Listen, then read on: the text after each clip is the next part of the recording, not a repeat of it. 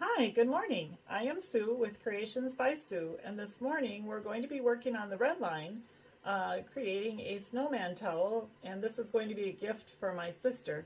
So to start, I'm going to show you how to set the colors for the towel, and first and foremost, putting the towel design into the machine. So let's get started.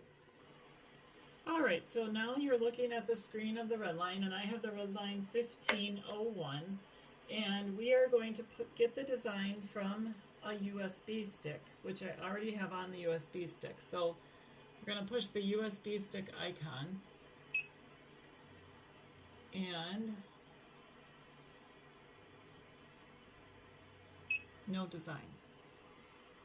So the first thing we need to do is get the design off the USB stick. So we're going to go to the USB icon, which is right here. And we see the snowman design, so we're going to click on that or press that, and then press this icon with the arrow and the little flower, and then it shows us the pattern number, pattern name, snowman, which I am good with the pattern snowman, but if I weren't, and I'm going to show you what to do, I would go ahead and X out any letters I didn't want. So now I'm going to go back and add the A and the N. The trick I use for this is to count, like for the A, I'm going to go 1A. So I'm going to press it twice. 1A. Oh dear. That didn't work. We'll try again. All right. 1A. You have to go quickly, as you can see. And then for the N, we're going to need to count out 3. 5MN. 5MN. And we have snowman. Press the check mark to save that. And now we have the snowman saved into the screen. And we have to exit screen number 1, so we're going to press this little red arrow into the book, or whatever that little icon is, square. And I am going to, I have this I have this towel hooped upside down. So I need to have the snowman to be upside down. So in screen 2, we have this P. Right now that's showing the snowman right side up. So, or whatever design is in there. So in order to turn it upside down, hit the P that way. That's going to make the P now with the top over to the left.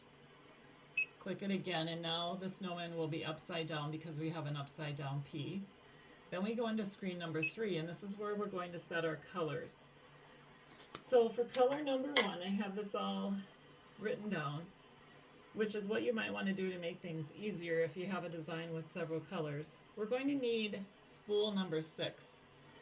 So we're going to click 6 for it's a light blue. And then spool number 4 is the next one. That's going to be a bluish. It's a little bit of a darker blue than spool number 6. Spool number 3 is going to be red. So red actually is number 1. And I see I've got these set wrong in my machine, so I'm going to reset that for you. So right down here in the lower right-hand corner, you've got this square with 2 darkened and 2 lightened squares and the 2 needles. You're going to hit that icon. That takes you to your color table. So spool number 1 I want to be red, so I'm going to click red right here, and that made that one red. Spool number 2 on my machine is actually orange, so we're going to search for orange right now. I don't like any of those, but on table 1 I'm going to go to the second page, and I'm going to use that orange, so I'll press that orange. Spool number 3 should be white, so go back to table number 1, page 1 nor 2 is going to have white, so we're going to go to table number 2. Page number 1 does not have white, so we'll look at number 2. Nothing there, so we have a default table, and there is white. So press white. And then that's all we need to change. So in order for that to be saved into the machine, I have to press this check mark. If I press this exit, it will not be saved. You press the check mark and it's now saved. So spool number 3 should be red. So we're going to press that button and that goes red. Spool number 4 needs to be orange. So that's number 2 on our color table. Number 5 is going to be green, and that's going to be spool number 5 on our color table, which is off. So we're going to go change that in the main color table again. I'm just noticing, okay, Number 4 should be that blue. So I am going to make that into a light blue. Number 5 should be a dark green. It should be right there. And it should be all that. Oh, number 8 is going to need to be a dark gray. So I'm going to input dark gray. Now you do not have to do what I'm doing right now on your main table. And honestly, I don't do this very often, but for this presentation, I'm doing it to teach you. Whatever you set up in here makes no difference to the machine settings.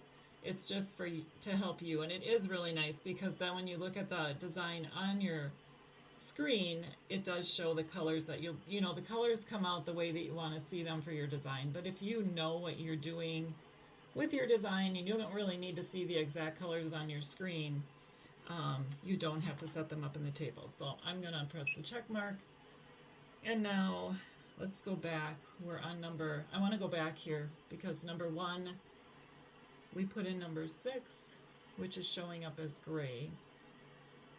All right, we're going to just, sorry. Well, you're learning a lot by seeing me change these, I guess. So number 6, I want a light blue, so I'm going to find a different light blue. We'll just do this one. And that worked, and we're going to save that, and so that looks a little better. Color number 5 needs to be Christmas green, which will now be that one. And number 6 is going to be that dark gray, which is, we were going to set that on spool number 8. And now you can see the snowman, and he's really cute. We could do black on spool number 6. But, well, that's cute too. It can be hard making these decisions. Maybe... Well, we might leave him in black today. Okay, so there he is, all set to go. And you see he's still showing upright in this green screen, but he will come up on the 4th screen, which we're going to go to next, upside down once I open that screen. But before I do that, I want to trace my design because I'm using a magnetic hoop, so we're going to do that next. So to trace the design, we're going to go press this icon. It's the second one down on the left with the magnifying glass. And in here you can select your frame, which I have no frame selected because I'm going to use the 8x9 magnetic hoop by Mighty Hoops, and I don't have that one saved into my machine, but I'll just show you. There's all my frames. So I have the none frame selected. I'm going to do that. And then I press that check mark to exit that screen. Then you press this little icon with the round stitch line and the needle, and that's going to allow you to trace. And you're going to press the check mark. Wait a minute. Okay, so we're going to press the check mark, and I want to show you it tracing so that you can watch that. So we're going to move the camera so you can watch that in just one moment. Alright, so I'm going to go ahead and press that check mark that you saw, and it's going to trace the design. And I already have it on needle 1, which I didn't show you how to do. So, but I will show you that in a little bit. Alright. We're watching the needle 1, and sometimes even hold it down a little bit, making sure that it doesn't go near the edges of this frame at all. And so far, so good. You want to do this every single time you're going to do a new design. You do not want your needle to hit your frame at all. Okay, that looks really good. So back to our screen. If you wanted to get over to needle 1, you just press this little, on the right of the screen, you press this with the 3 little needles. No, I'm wrong. You have to exit first. So we're exiting, then we press that. And then I've got it on needle 1. So you can press any of these needles. Like if I press 3, it's going to move over 3. Here I go back to 1, it moves to 1. So I always do that before I do a trace. And we're going to exit that screen. And now we're going to open the design on the 4th screen by pressing that red box on the left here. Press the check for OK. And now our snowman, he has come up upside down, as you can see. Perfect. And the other thing I wanted you to know is if you have this icon below the 100 set, to just the 1A, your design will stop at every thread change. If you don't want it to do that, which I don't on this snowman, I'm going to press this until I get to the A with the two needles with the red arrows, and that will keep the machine going through the whole design. If at some point in the design I decide I want to stop, I can press this red button. It'll be green at that time, but I can press that to stop the machine anytime. And the other thing I wanted you to know is you can change your speed anytime while the machine is stitching or not. Right now I have it set at 550. I may set it a little higher while the design is stitching. So we're going to go ahead and get the design started stitching, and I will video that in and out so you'll see that happening. I won't video the whole thing so that this doesn't get too long for you.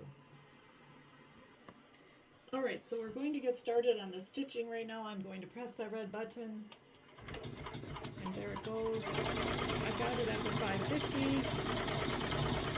If I press the plus to increase the speed while stitching, you can hear it speeding up a little bit.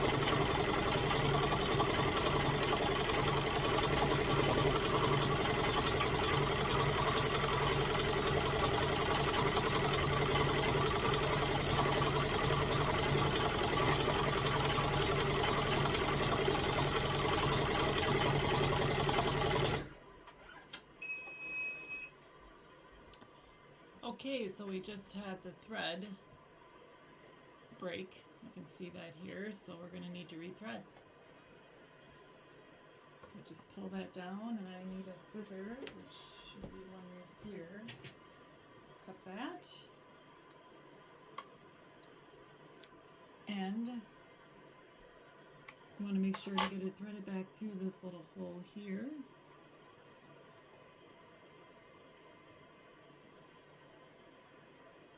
Into the needle.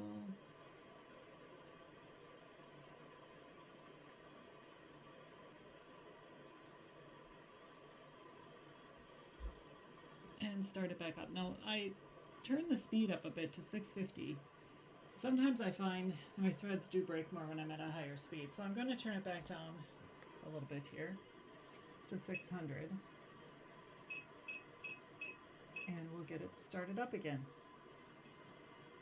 Oops, except before I do that, two things. I'm going to cut a little piece that broke off, and then I'm going to show you how I back up a few stitches before I start for the stitches that it would have missed. Okay, so I want to back up a few stitches because sometimes when your thread breaks, well usually, you're going to miss a few stitches in there after it breaks and before the machine stops. So I go to this button here, the third icon over from the right. It's got the needle with the plus and the minus. This would jump me ahead a whole thread or behind a whole thread, and I don't want to do that. These like keep the machine moving ahead many threads, and I don't want to do that. What I do want to do is go back about 15 threads. So I'm going to go into this on the left side, lower says 100. I'm going to change that to 15. So press in a 1 and a 5, press OK, and exit. Or wait, I'm sorry, we're going to go back to 15. Press this to go back your 15. Takes me back 15. Then I can exit. And now I will start it up again. I want you to be able to watch when it restarts here. Actually, I'm going to cut the thread just a hair shorter than what I had, and now I will start it. There it goes, and I cut the thread a little too long. So I stopped the machine again. You can see this long piece hanging here. I don't want that to get mixed in with my stitching, so I'm going to cut it, restart it, and there we go.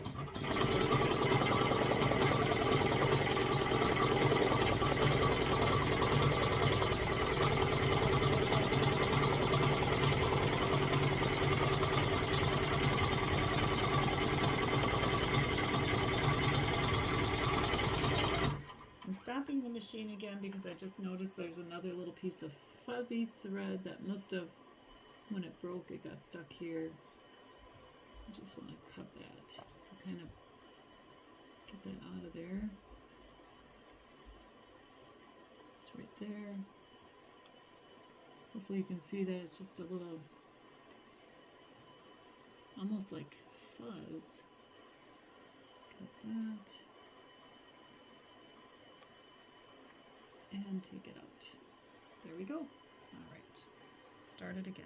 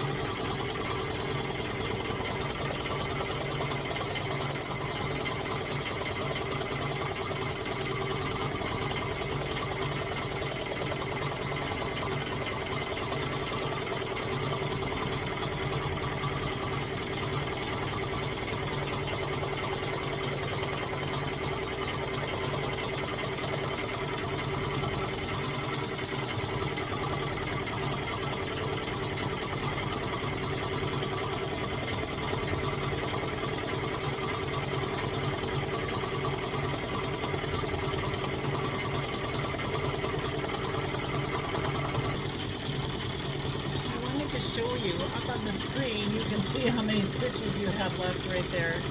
And then it shows us that we're on the final spool, and you can watch how it's stitching the snowman. It shows you with that yellow marker exactly where the machine is stitching, which is really nice. I forgot to show you that earlier.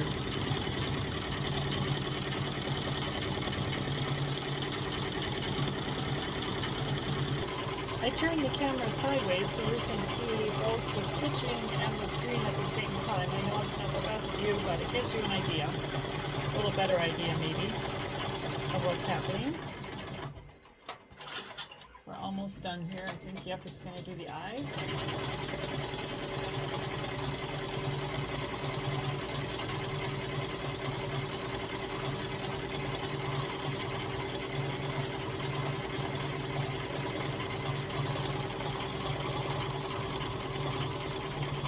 This design is from Embroidery Library. I think it's so cute.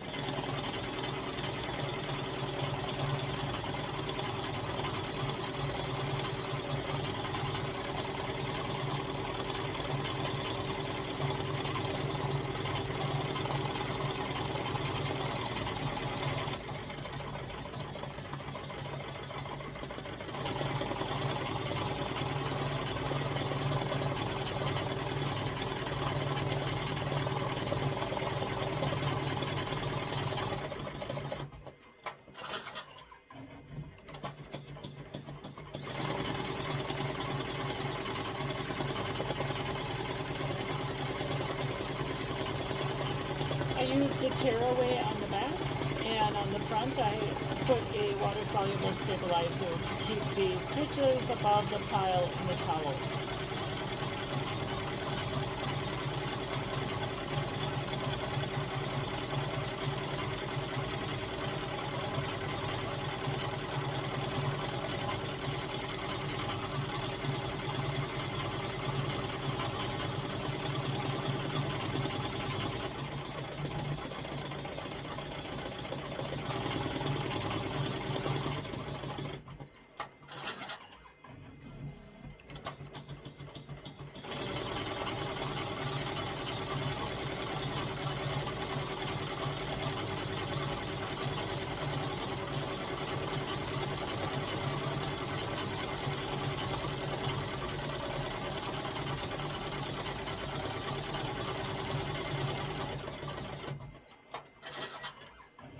Okay, and he is done, so I will show you the towel up close.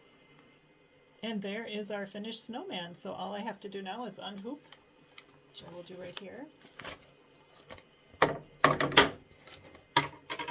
And there he is. We'll take the tearaway off the front, or the water-soluble stabilizer, and the tearaway off the back, and he'll be ready to gift. I will remove all of this in the middle. I will either take a wet paper towel, lay it on top, and then iron that, and the paper towel will actually pull that stabilizer off. Or the other thing I learned is to take a tennis ball, which I have wrapped a lot of water-soluble stabilizer on, and get that wet, and then you run it over, kind of roll it over, and it picks up the water-soluble stabilizer from the towel. So I will decide which method to do, and sometime I'll have to show you how I do that. But today is December 24th, Christmas Eve, so we are looking forward to Christmas. And thank you for watching. If you enjoyed this video, please give me a thumbs up, and let me know if you have any questions, and I will try to answer them the best I can.